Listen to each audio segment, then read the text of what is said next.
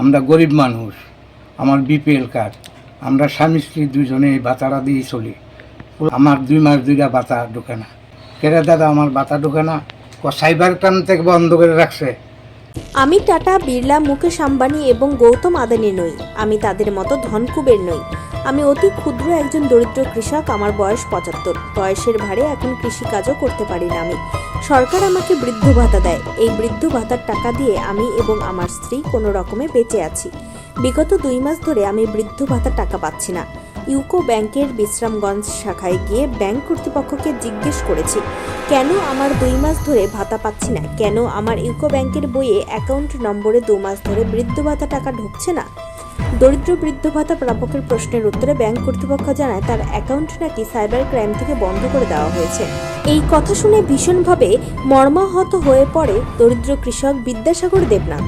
শনিবার সকালে সংবাদ মাধ্যমে বিশ্রামগঞ্জ বড়জোলা এলাকার দরিদ্র কৃষক বিদ্যাসাগর দেবনাথ জানায়, ব্যাংক কর্তৃপক্ষ নাকি তাকে বলেছে তার ব্যাংক অ্যাকাউন্ট সাইবার ক্রাইম থেকে বন্ধ করে দেওয়া হয়েছে।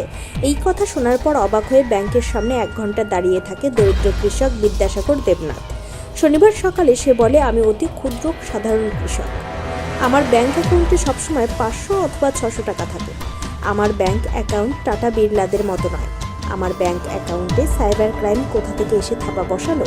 দরিদ্র কৃষক বিদ্যাসাগর দেবনাথ রাজ্য সরকার এবং ব্যাংক কর্তৃপক্ষের উদ্দেশ্যে আবেদন করেছে যাতে করে তারা তাকে সাহায্য করে এবং তার অ্যাকাউন্ট চালু করে দেয়।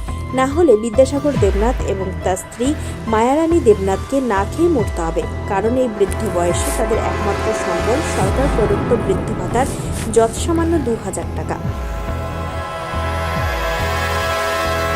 বাবু, আমরা গরিব মানুষ, আমার বিপিএল কার্ড, আমরা স্বামী স্ত্রী দুজনে ভাতাটা দিয়ে চলি।